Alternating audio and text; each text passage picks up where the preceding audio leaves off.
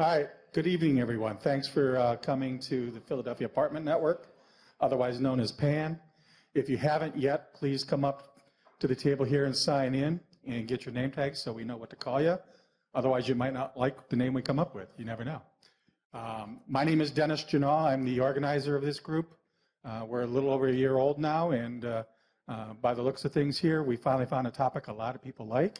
So I'm glad you all could come and enjoy what our guest speaker is going to be talking about, which, as you can see, is private placement regulations. It's an important part of investing in apartments or larger multifamily properties, and there are certain rules and regulations that, as you need to use other people's money to further your investment career, that you do so legally, and we're going to hear about that tonight. So I hope you enjoy our presentation. I wanted to introduce our featured speaker. You prefer Elizabeth or Liz? Liz Siggety with Fox Rothschild's law firm. In fact, she's just right up the road here, as a matter of fact. So there's someone you can work with locally instead of a long-distance SEC attorney.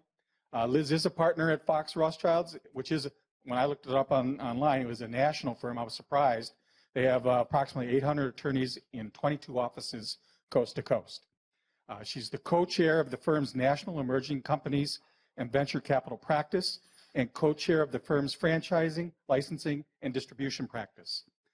Liz focuses her practice on a wide variety of corporate work with an emphasis on the representation of fast-growth, venture-backed companies and businesses that wish to expand through franchising. She earned her law degree from the University of Chicago Law School and her BA cum laude from Yale.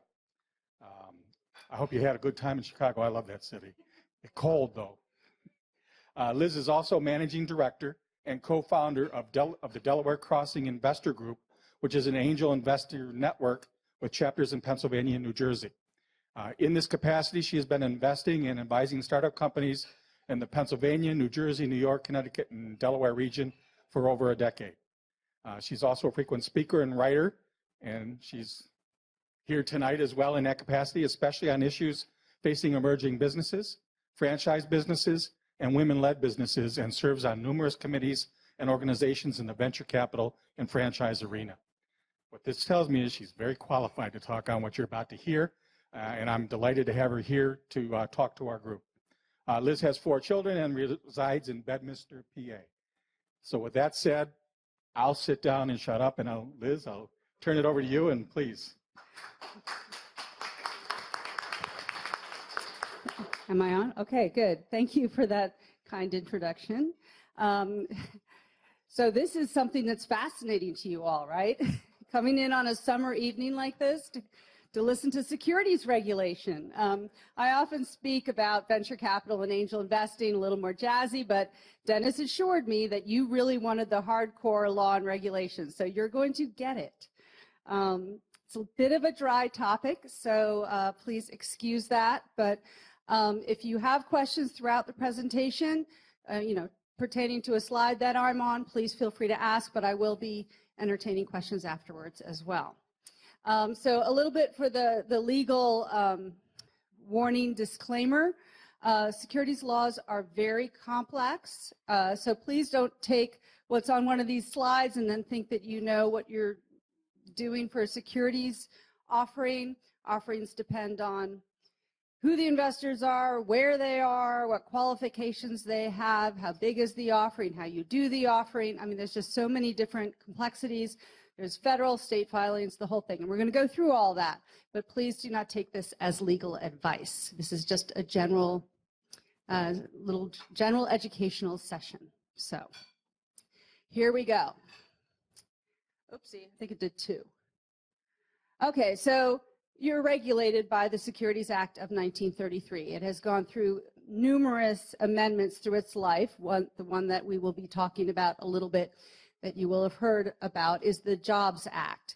And what the Securities Act of 1933 says is if you offer securities, you have to register with the Securities and Exchange Commission, unless you are a private offering and fall within exemptions. And there are exemptions at the federal level, and there are exemptions at the state level.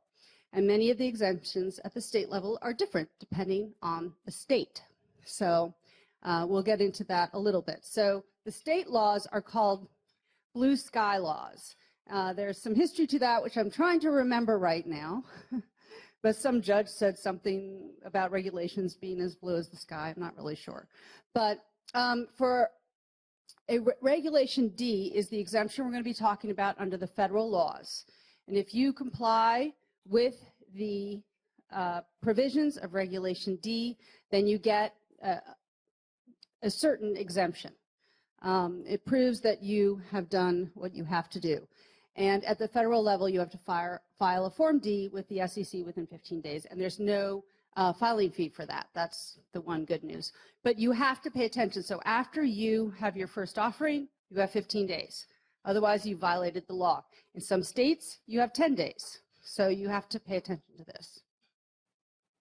So the Jumpstart Our Business Startups Act, the Jobs Act, it was trying to encourage funding of small businesses. And it largely did its job. It was passed in 2012, but there, like so many things that Congress does, it had some unintended consequences. Some of the things that were supposed to be really easy weren't as easy as they seemed, and that's probably why I'm here.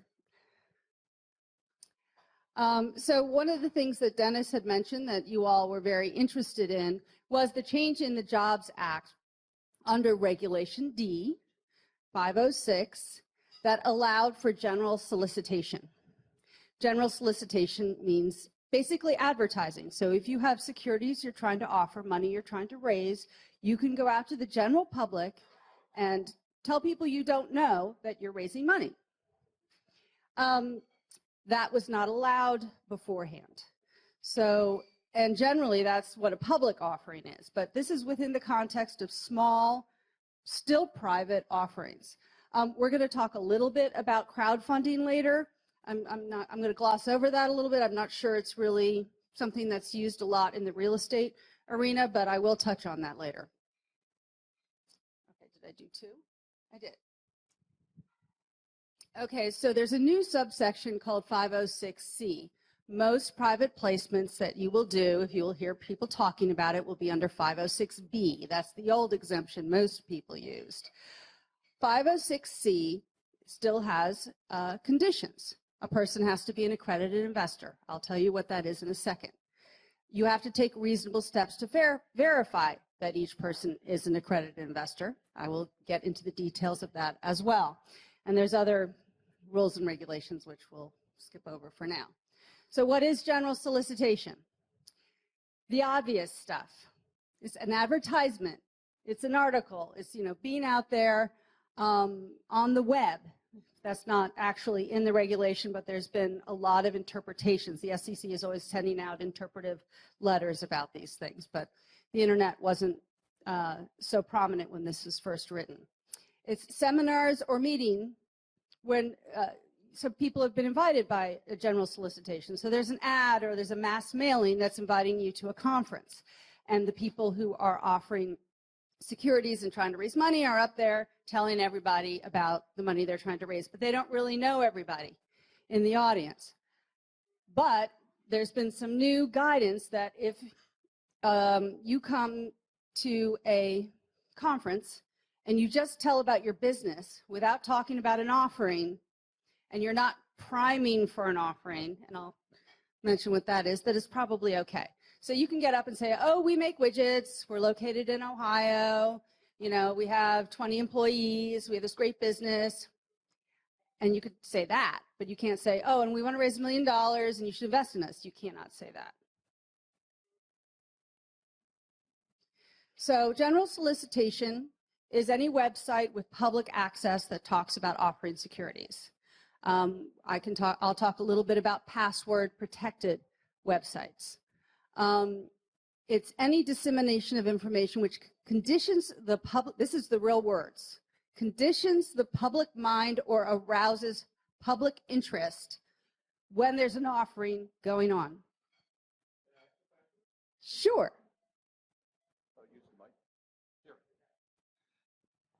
Sorry about that, but this is one area I'm particularly interested in. I just put up a website for my business, but I don't offer a specific property for sale. Does that fall outside of these requirements? You mean a property for sale, or you're trying to raise money from Yeah, people? it doesn't put up mention any kind of property that I would be raising money for. All I'm doing is saying that I buy properties and I will, at some point we'll be looking to attract capital to invest in that. But I don't list any specific property. I don't list any kind of rate of return or anything like that. Do I have an issue or? If you are generally describing what your business does, Correct. you should be okay. Okay. But you cannot offer any specific deal to anybody that way Okay, good. until they become somebody with whom you have a relationship. And then also have gone through a lot of the paperwork we're going to talk about, right? Yeah, we'll talk Okay. about that a little bit. So this is, for example, dissemination of information which conditions the public mind. So somebody is up there at a conference. They know full well they're raising $1 million for their business, and they start talking about future earnings and, isn't their business so great and everybody should be part of this, but they don't actually talk about the offering. That could be interpreted as conditioning the public mind. So this is a facts and circumstances judgment. And it's very hard to say in certain circumstances how the SEC would view different types of presentations. So it's not an entirely clear area of law still. Okay, so pre-existing relationship. Obviously, if people have invested with you before and you've already gone through all of the rigmarole to make sure that they are accredited, then they're pre-existing. If they're people that you've worked with before that you really know, then that's fine. There is also some sort of loose guidance out there that if people are members of certifiable angel networks, like I have an angel group that's been out there for 13 years. We are an angel network that is a member of the Angel Capital Association. We are recognized, we are an actual entity, and you have to go through requirements to be a member of our group. There is some precedent that is okay without having to go through some of the additional requirements that you need if you are soliciting. So there is also, and there's Citizen VC is a no action letter. That is the big no action letter, meaning the SEC put out a letter saying we're not going to take action against these people because they turned people they didn't have a pre-existing relationship with into people that they have a pre-existing relationship with. So the facts of that, which may be pertinent to some of you, is that they had a website, password protected website. People could apply to the website if they were interested in, it's a VC firm that would form entities to invest in startup companies. They would put in some very high level financial information. Then the VCs would interview the people, they'd look into their business experience. They wouldn't actually need certifications, which we're going to get into in a little bit, but over time, they got to know these people. So there's a period of time where they are getting to know these people and their qualifications. They did do credit checks. And the SEC said that you can form a pre-existing relationship. Now, the key is that can't be during the offering. The offering cannot have started yet. You can't meet somebody during an offering and then quickly, form a pre-existing relationship. It has to pre-exist the offering. So that's what that's all about. All right.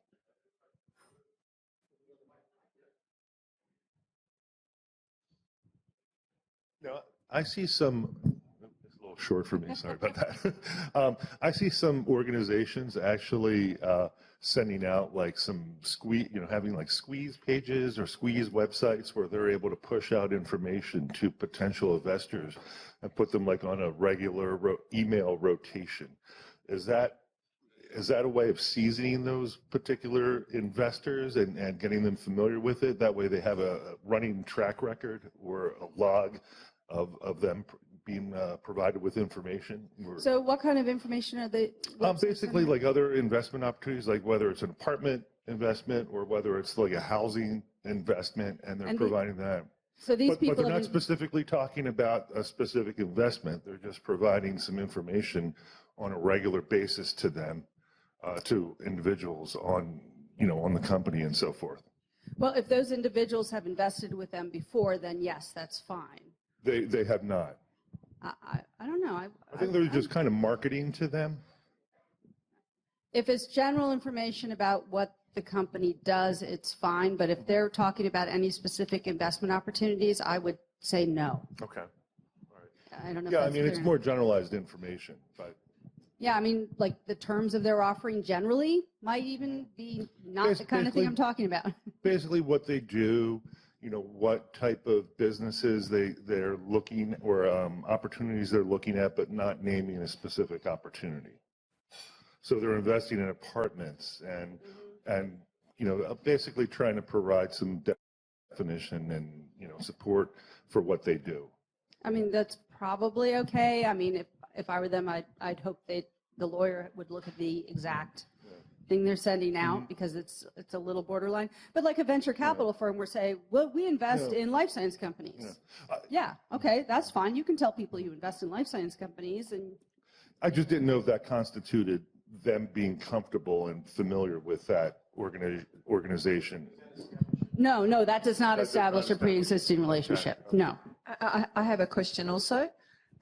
You mentioned that you couldn't go through like converting them into a friend or family or whatever that thing was. You know them already, while you've got an offering in existence. So does that mean what is the definition of knowing that offering is in existence? Does that mean that you've actually provided that summary of the deal to somebody else? Yes. So It's been offered to someone already. okay. That it's I in the see. process of being offered. All right, I understand. So it doesn't mean somebody else has had to invest in it already. It's if you're starting to talk about it with other people. So now remember one thing. What I'm talking about here is if you are generally, this is the difference between soliciting and not, because the requirements you have to go through are different. They are more if you're soliciting than if you're not. It's easier to do an offering from an investor's point of view if you are not engaging in general solicitation, and I'm going to explain that. So what is an accredited investor? All of these offerings I'm talking about are to accredited investors. An accredited investor is someone whose income exceeds $200,000 a year and who is expecting to continue that. It can't just be a blip. Or $300,000 a year with their spouse, or has a net worth over $1 million. That does not include where they live. So they can't take the equity in their home and add that. It has to be net worth beyond that. Under Reg D, if you offer to just accredited investors, whether it's general soliciting or not, then you can fall within a private placement. In some instances, you can have a certain number of non-accredited investors, but I have to warn you that the financial information that you have to provide for any offering without accredited investors is much more than to just accredited investors, and there's much more risk. So it'll cost you a lot more to put together all of these very specific financial requirements under the securities laws. It's very precise, and probably for what you guys are trying to do, I mean, a non-accredited investor, I mean, they're not going to be able to put in all that much per person anyway. So to the extent you can avoid that, it's a good idea. Okay, so the reasonable steps if you're going to solicit, then you need to go through much greater steps to confirm that somebody is an accredited investor than if you don't. So if you don't solicit, all you have to do is give the person a questionnaire where they self-certify that they're an accredited investor, and you're done. So all I have to do is check, oh, I make $200,000 a year. Yeah, I have $1 million of net worth. And unless you have a reason to believe they're lying, that's it. So if you can stay away from general solicitation, then it's a lot easier to do. What the angel world has not liked about the regulations that have been promulgated on general solicitation, I mean, everybody was so excited, is because they don't want to give to people, especially, CEOs of people that maybe they don't know very well. It's general solicitation. Maybe they don't know these people, their tax returns, or go to their financial advisors and get certifications. You have to actually go through and make sure somebody has all the financial background that they say they have. And I know in my angel group, nobody wants to do that. So we do not accept pitches from companies that have generally solicited because we don't want to do it. We don't want to, nobody in my group wants to give that kind of information. But that doesn't mean, because we look at different companies, many of them, every month, and that would be a real pain in the neck. But for people that are, doing an investment fund and have time to season their investors, maybe it's not such a bad thing. So basically, the reasonable steps, if you're generally soliciting, the reasonable steps to ensure that somebody is an accredited investor that you have to go through are all of this stuff. If it's income, the $200,000, $300,000 test, you have to look at their W-2s, basically all their tax returns, or you have to obtain a written representation by a third party. I should have put that on here, like a CPA or a lawyer or your, investment advisor. You can't represent it yourself. If it's net worth, same thing. You have to really get statements and information about these people. So if you've generally solicited,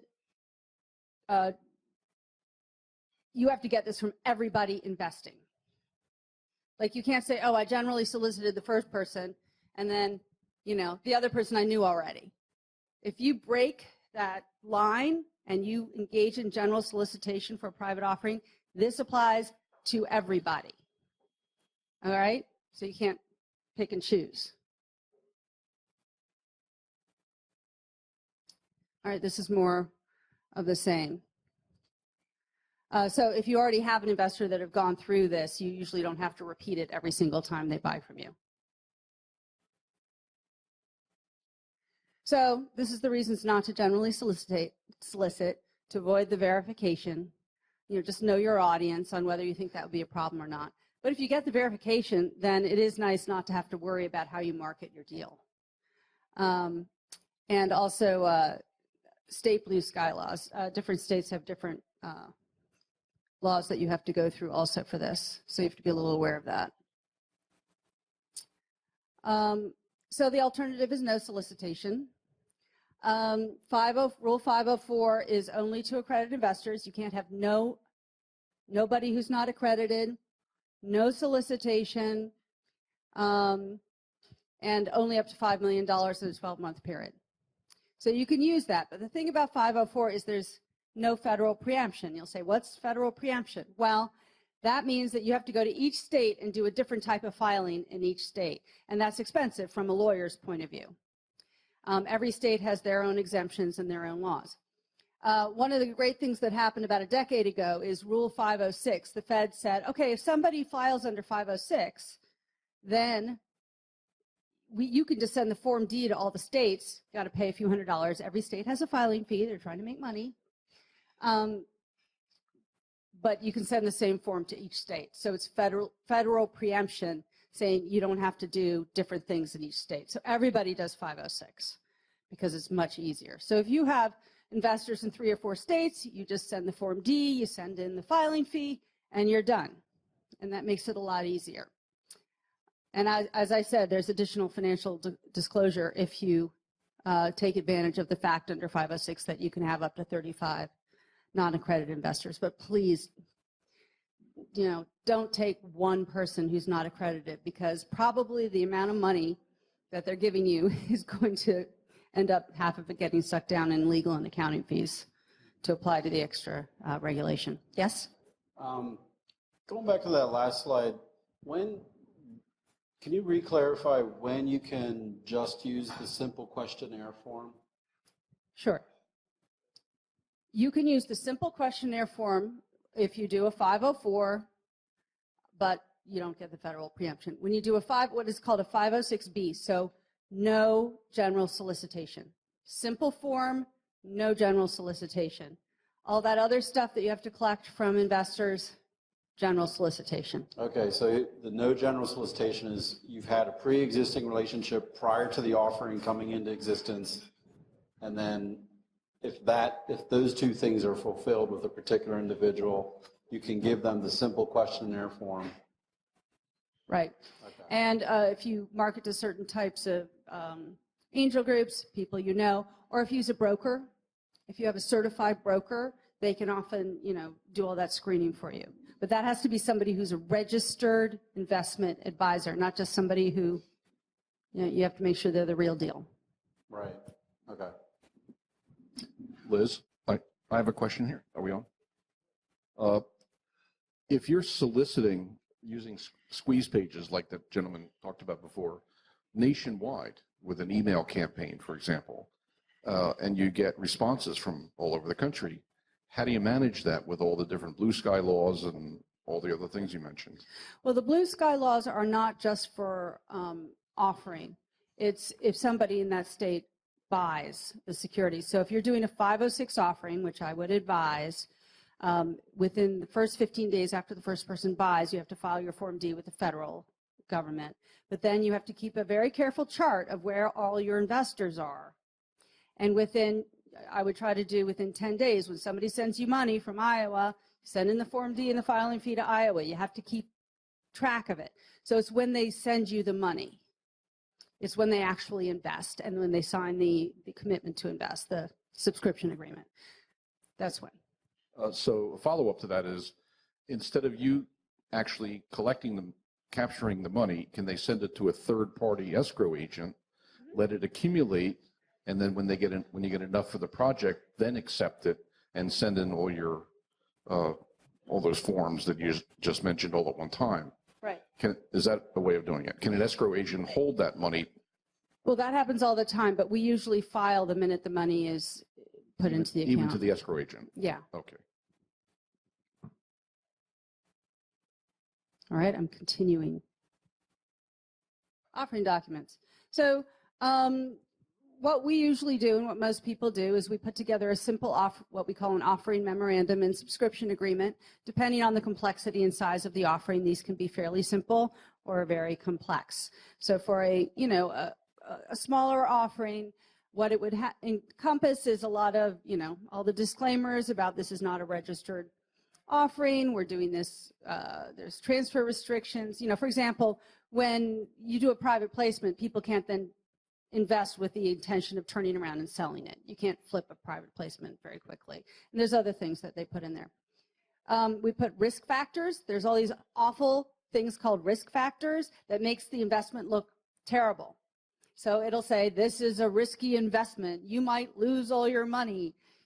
Awful things can happen to real estate. There can be an earthquake. You can lose your money. There can be, the builder can go bankrupt. You can lose your money. It says all these things. Any sophisticated investor knows that this is going to be in there, because basically, if you tell the investors the things that can go wrong, and then those things go wrong, it protects you in the end. So risk factors are a very normal part of a subscription agreement. It also has a lot of representations by the investors that they are sophisticated and they understand the terms and they've read the document and that they're accredited. We still put that in, even if yourself have to go through the certification process. So then there may be some attachments, maybe something that you guys have put together about your business description and the properties that you're looking at, so that the investors have some information. And then there'd be the actual terms of the investment. If they get some of their money back, if there's a preference, explaining exactly how that is. So there'd be a term sheet, and then probably the operating agreement or LLP agreement will be actually attached. That way they can't say that they didn't understand the deal, that there wasn't information given to them that, where they can't claim later that they didn't get the information they needed. So so that's what the offering documents look at. So it ends up to be a package. I'm sorry. It's my mother. So we put together my firm puts together an execution package with instructions. So you'll send out this, fairly thick thing, and then there'll be a little, 5-pager of what they have to sign. And then it just makes it a lot easier. And when you send out those documents, you should keep track of who you've sent them to. Keep a chart of all the people you've sent them to. If people don't invest, sometimes people like to ask for them back, but in this electronic age, probably have a copy on their computer anyway. So it's just, you just have to make sure to, keep track of it all. Yes, Judith. If you were sending out something, if they've gone through your qualification process so that you know that they're okay to send a document to, what if they turn around and then send that document to their friends without your knowledge? Should you have like a disclaimer at the bottom of your email to sort of say they're not allowed to do that and it's like against our wishes or things like that? Yes, I mean, these are confidential documents and they should be treated with confidentiality. It says that in the document. Can you prevent them from doing that? No, but you should tell them not to. And it does actually say that in the document as well. Oh, it should. okay. It should, but it doesn't hurt to put that in your email. I mean, that's a good point. Okay, so I was just going to touch on crowdfunding. This is something that everybody gets a little confused about, and it's something that's often talked about. Crowdfunding basically is a combination of people raising money or interest in their company and social media. So the crowdfunding you've heard about for so long is product crowdfunding, like Kickstarter. Like you'll get the watch before everybody else if you give us a few $100s, and people are able to raise a little bit of money on that. And then what was out there that people wasn't really crowdfunding was accredited investor crowdfunding. So there's all these platforms called AngelList, and there's a lot of them. But the only people that invest through those platforms are accredited investors. So that's not really the equity crowdfunding that got so much press. The equity crowdfunding is that people who are not accredited investors can invest small amounts. Many people can invest small amounts in a company, but they're still getting equity. I'm not going to go through all of this. I think you're going to have access to this. And it probably isn't a good idea for real estate investments. One thing that happens is you end up with a lot of equity investors. Plus, I've had clients who've gone through this, both the accredited investor platforms and the true crowdfunding platforms. It's a lot more work than it looks like. I mean, it was supposed to be simple, but it actually takes a lot of time to put these types of things together. I would say it works very well if a company is a product-based company. It's trying to get a lot of attention on the internet, so it ends up to be a combination of advertising and raising some money. If you're just trying to get a few people to invest at high amounts, it doesn't make any sense. So these are just all the things you have to do. So Can I ask a quick question about Yeah. equity crowdfunding? Mhm. Is there a secondary market for those shares? If you buy the shares or buy the equity, if you want to get out of the deal, is there a secondary market for them? I don't know. It's actually fairly new. The true equity crowdfunding has only been around. It's only been legal for like a couple years now at the most, and so it's still. I honestly haven't done a deal that is true Jobs Act equity crowdfunding. I have had clients that have used the accredited investor websites, and then it's the same transfer restrictions as there are on any private placement, where people have to hold it for a year or two.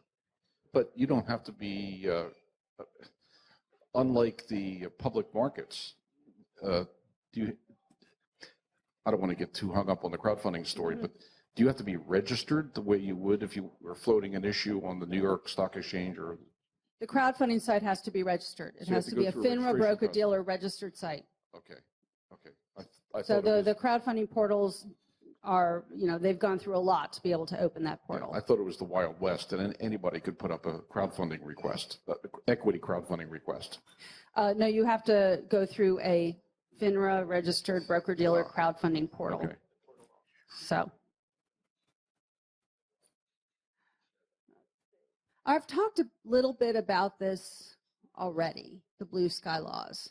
So one thing I do want to touch on, though, is finders. This happens a lot in the startup company world. I represent a lot of life science and technology companies, a lot of quick growing branded companies like distribution companies and franchised companies. And very, very often they'll be working with somebody who's going to find them investors. And I'd say at least half the time that person is not actually a registered broker-dealer.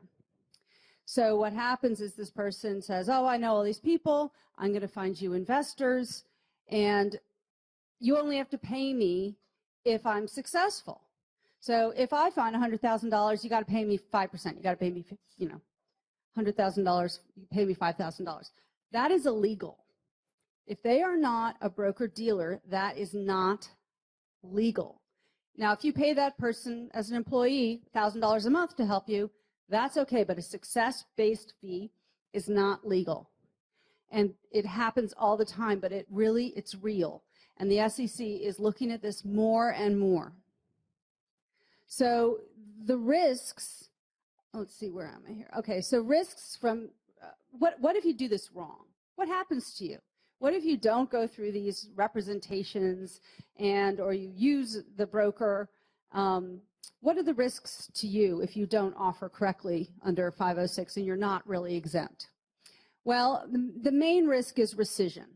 So if the investor is giving you $100,000 and later it's found out that you didn't properly comply with the securities laws, they can ask for their money back. And, this could be much later. Usually it's when the investment's not successful. So often that's a time when it's hard to find that money. They can also report you to the SEC. There can be all sorts of other bad things that happen, but rescission is the worst of it. And sometimes they can also ask for costs and expenses on top of that. You're supposed to make them whole. You're supposed to put them in the position that they were in before they invested. So it's not a good place to be. Oh, let's see. Okay, this is just more about trying to scare you into not using finders. So there's SEC enforcement actions as well. Liz? Yes? On finders again, because I know that's a new topic for me. I just recently ran across the fact that they even existed. I know you can't give them a percentage of what they bring in. Can you give them a percentage of the deal and have that be legal for them to find you equity investors? Not if it's based on their success.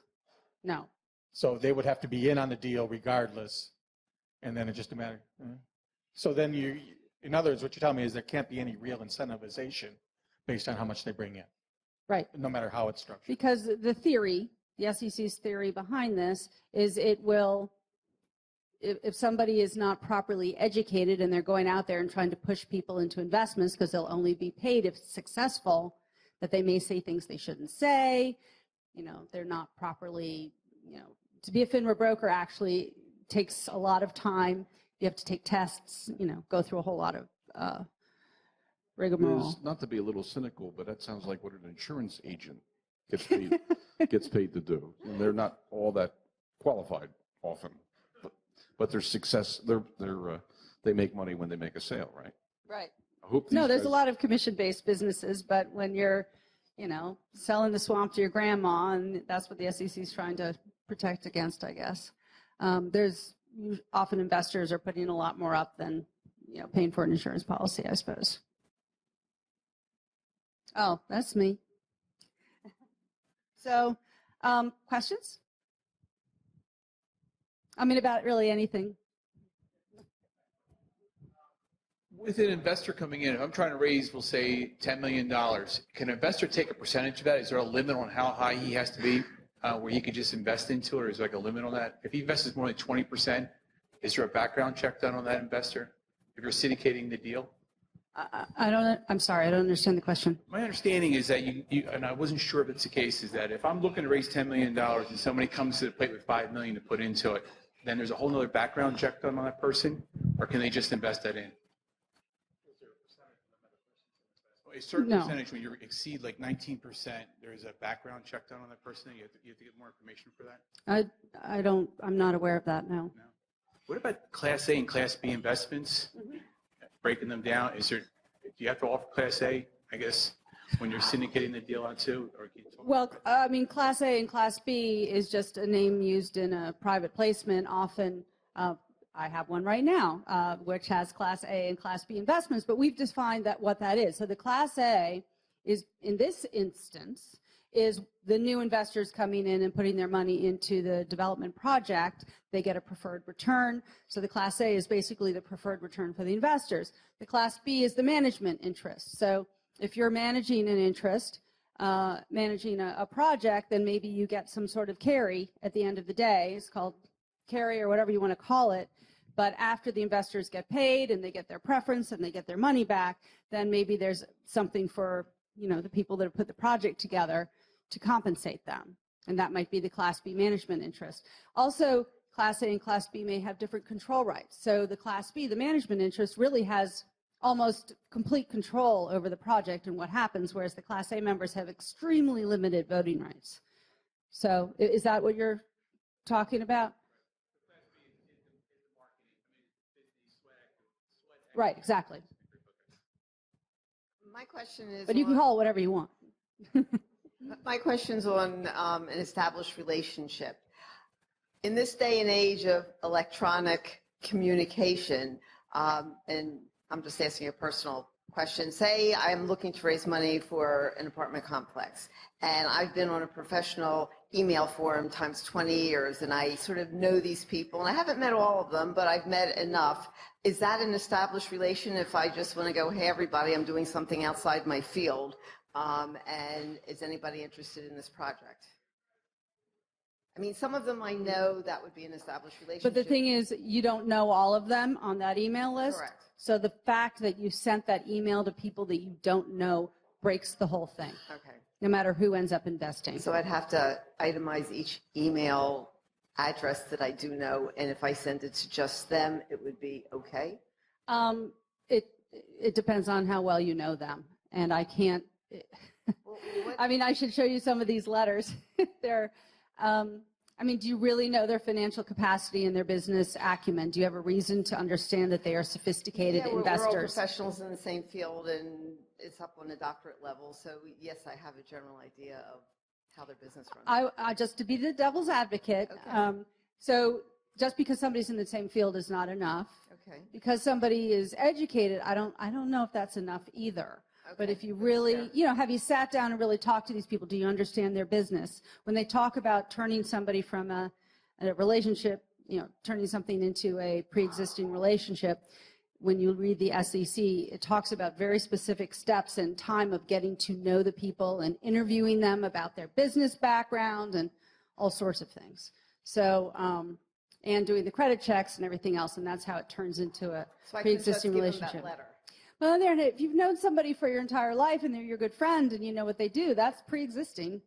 So I'm sorry not to be able to. I mean, some of these people I've known for 15 years. We've met. Do I know their tax return? No. No. But there's been enough of a conversation that I haven't. I mean, I'd argue that's probably good enough. Okay. Can I promise you if it was ever, if somebody sued you later on and said, hey, she didn't know it, she offered it to me and she was soliciting and she didn't get my my background. It's. I'm just trying to figure out when you can give them that letter that basically says, "Are you an angel investor or accredited investor, or not?" Right. Yeah, it's a questionnaire, basically. So if I know them enough, can I give them a questionnaire and that's okay?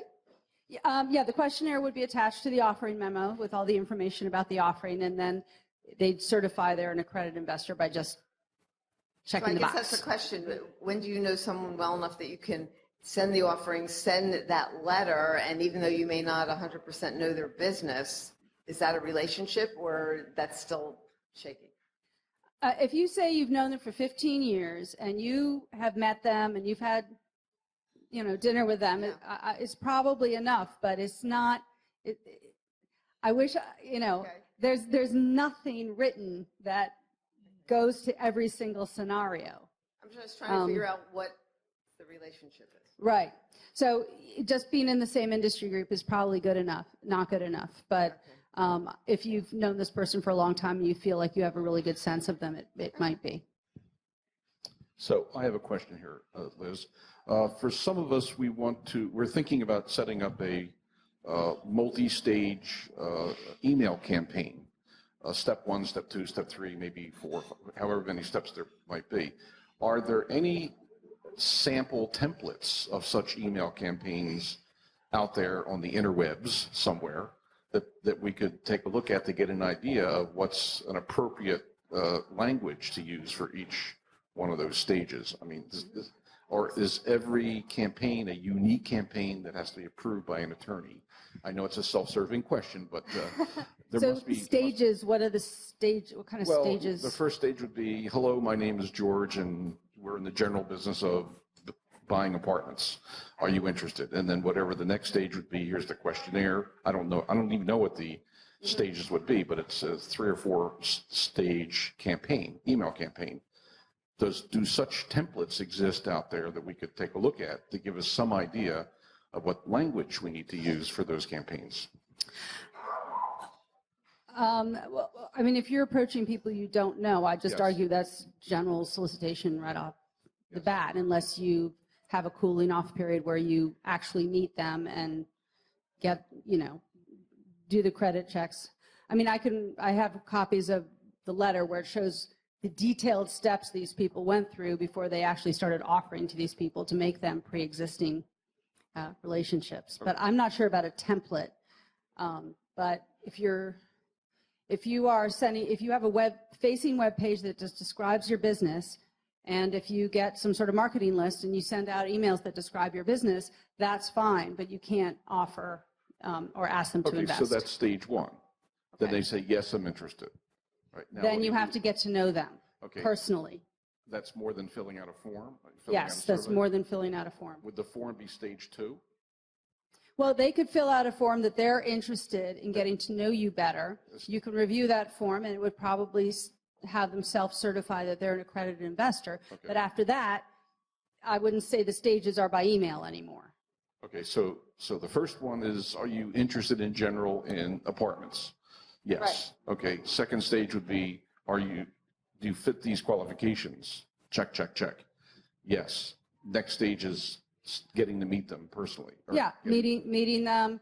Maybe you're doing credit checks. You're understanding, you're talking to them and interviewing them. And in this letter talked about interviews that the VCs were conducting for all these people, getting references and background checks, but they didn't actually get their, tax returns, I guess is the difference. Okay, so for step 1 and step 2, are there such templates out there that we could use just to get some idea what the language has to be? I mean, there might be, but I don't.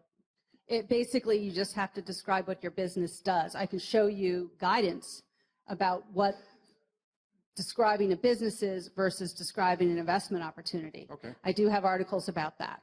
And when you say Yes. show it, you physically have paper, or is it on the website? Or I could look in my briefcase. I do have a couple articles about Okay. this that I brought. would that be something that Dennis can put up and make available to all of us? Sure. Okay. Yeah, maybe I can follow up with you, and then you can send it out. If you want some sort of template for it in particular, you can also look up the Series 63, which is the exempt BI financial advisor, and they will have specific regulations for things you can include in marketing material that highly, highly indicates that it is marketing material and not general information. So if you want to pull out free study guide exams for the 63, it will definitely be in there in specific regards to what you can and can't include. What, for the FINRA exams? Mhm. I've never seen a FINRA exam, but I'm sure that they are pretty thorough. Liz, in a situation where I was raising money to purchase a small apartment building, but strictly between friends and family, long-term friends and family, do all people investing need to be accredited, every single member, or is it? They do not. So how much is it under $5 million? Under $5 million. Okay, so they do not all need to be accredited, but if they're not, you're supposed to be putting in more detailed financial information, and there is very specific guidance about what that needs to be. Okay. And so Okay. that's why people stick with accredited. Okay.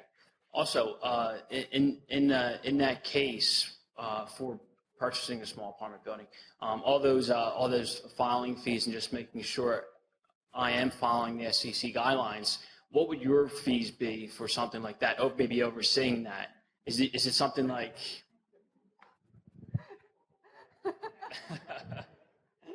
Am I on? Can we turn the video off before I start talking about it? Let me just refer you to the front table here, where Liz has kindly provided a bunch of information on the firm and her business card. And if you're interested in exploring a more professional relationship beyond the context of this meeting, I would suggest, Liz, you're willing to take phone calls to do that? Yeah, and I'll be hanging out. Okay, thanks, Liz. I'm being recorded.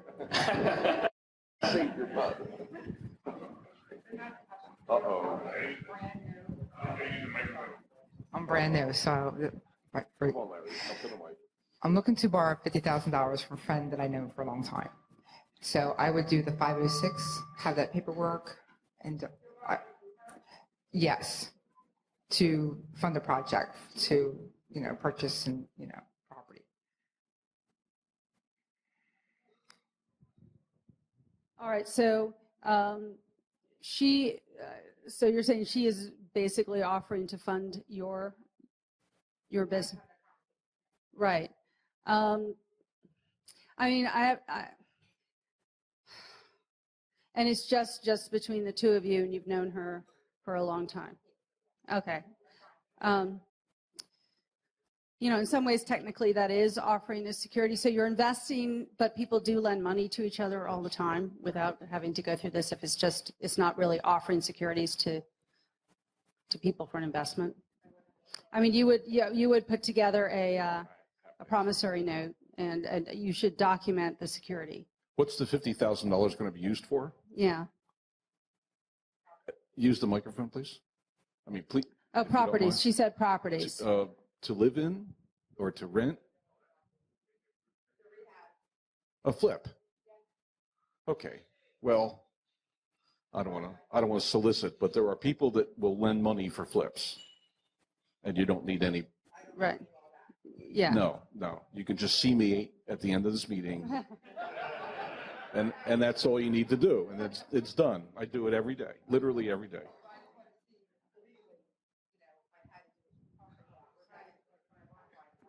I mean, it might be better to do it from a third party. Sometimes now I'm getting into friendship advice. I'll become your friend if that helps. So is everyone in this room now a prior relationship with me? With you? Yes. No. Okay, I was curious. Well, I don't know much about the Philadelphia Apartment Network and what the qualifications are to enter the group and if there's screening. I mean, for example, for my Angel Network, only people that know each other can bring people in. They do go through a membership process. They have to sign a membership agreement. They have to pay membership dues. They have to yearly certify that they're accredited investors. I mean, we have procedures. So it's not. If somebody just showed up for the first time today, and I was soliciting everybody in the room for money, I can't do that. Right. Gotcha. Perfect. Thank you. Well, if you take money from anybody, yeah.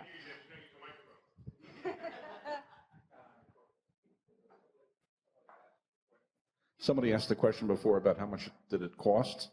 So I'm going to tell you a story about when I did a private offering. I think I even mentioned it to you at one time.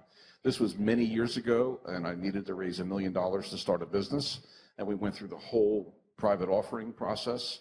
And by the time we were finished with all of the costs, now probably this was higher than what you guys charge, but there are other costs involved. We ended up spending about $60,000 all in for all legal costs. But we will be less than that. I think you're a little bit lower.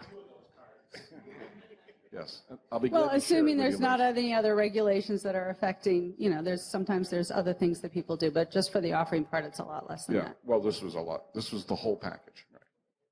Sometimes people feel like they have to write a whole prospectus that looks like a public offering document. You don't really have to do that if you're working with just accredited investors. I mean, you have to give out the information. You have to be transparent. You have to let people ask questions. There are things you have to write, but there are times when I see things that have been written by lawyers, and it's just, you'd think they were doing an initial public offering. You don't really have to go quite to that level. So if you're going to do an offering, should it be done under which kind of business entity? An LLC, a sub S, a sub C? Oh, Should it this be is done a in very complicated question. Pennsylvania, Delaware, New Jersey, the Cayman Islands? I mean, what's the best? What's the best? What are the answers to those questions? All right, It so depends, I there's know, but- the answer is it depends, and the tax laws are changing, and my firm is going through a very intense reevaluation of these types of things. But you know, there's issues with corporations if they're in. This doesn't really apply to real estate, but if, for example, a corporation's issuing equity to like a technology or another fast growth company, and somebody holds on to that for 5 years, you can be exempt from capital gains. So you got to think about that law for a corporation. LLCs, however, have passed through taxation. Sometimes investors like to get the losses if there are losses in the beginning of a cycle. And then there's only one level of tax, and that in the past has been a very good thing. So we use a lot of limited liability companies for these types of offerings. So probably that's something strongly to consider. I think in the real estate world, it's been LLPs, but people are using LLCs much more, limited liability companies much more than they used to. They've become very normal. So years and years. Oh, I'm sorry. Go ahead. No, you're fine. Hopefully my question's a little bit easier than everybody else's. Great. There's three terms that are getting thrown around here: is accredited investor, I hear sophisticated investor, and I also hear a general investor. Are you using general investor and sophisticated as the same person, or are you using sophisticated and accredited as the same person? Okay, so under the securities laws, originally a private placement was called a 4-2 private placement. So for any of you who've been around and have sort of had conversations, the general law under the Securities Act of 1933 is Section 4-2. And if you're a sophisticated investor under 4-2, then theoretically it's a private placement. But they put in a safe harbor called Regulation D that if you do certain things, nobody's going to argue about whether the person's sophisticated enough. So accredited investor is sort of a safe harbor to being a sophisticated investor. Does that make sense? Yeah. Okay. So Reg D is just a way to check the box and make sure you're doing everything right. Okay. All right. Because I've seen a lot of PPMs that actually offer sophisticated investors. You're more like an equity investor and not accredited. They don't do a background check. Right. I mean, I used to work on Wall Street in New York, and we're not asking, you know, the institutions that were investing in my big companies to, you know, check any boxes. You just know that they're sophisticated. There's a certain level at which you just know somebody is okay.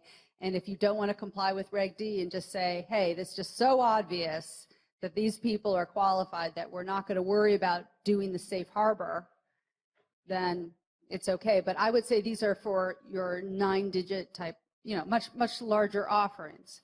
You know, and also if you're offering a minimum of $100,000 a person, that often, you know, everything feeds into the perception that these are only sophisticated, qualified investors.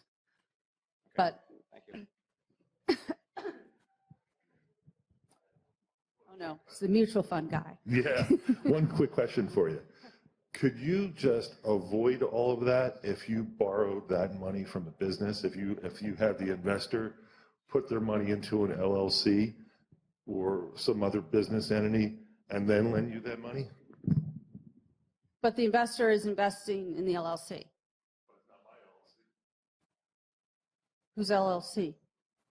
I mean, who's offering? Let's say you start an LLC, okay, and Larry starts a fund. Right. And your LLC lends Larry that money. Can you avoid the... The LLC is the investor. Correct.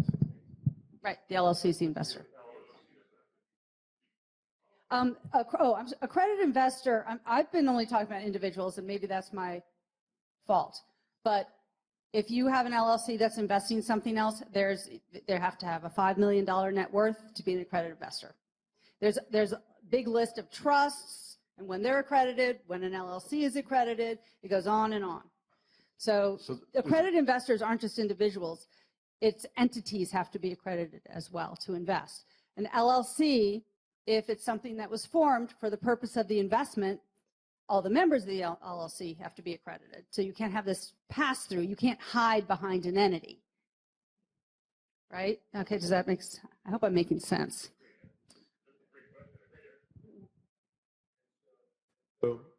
And so the end of the road risk that we're avoiding is if this person gives us this money and the investment doesn't turn out how we told them, they can't come and say, you know, I wasn't really an accredited investor, I didn't know what was going on, therefore give me my money back.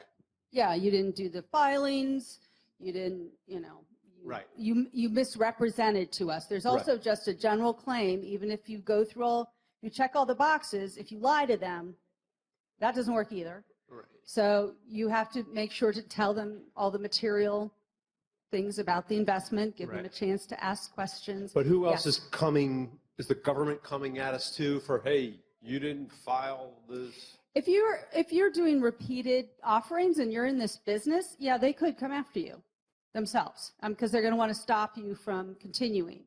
And they look back, for 5 years, 10 years to people's history. And if you have violations, then that's something that's public.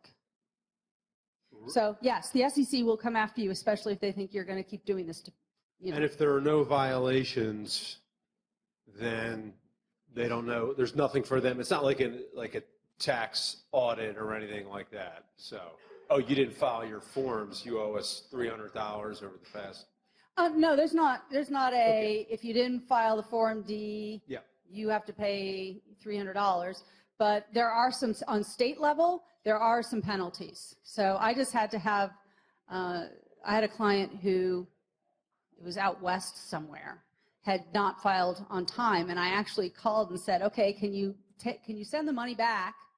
And can you reoffer it to somebody and let them reconsider whether they want to invest? Right. And then send the money back if they still want to invest. And we had to go through all of that because this state has been issuing penalties recently.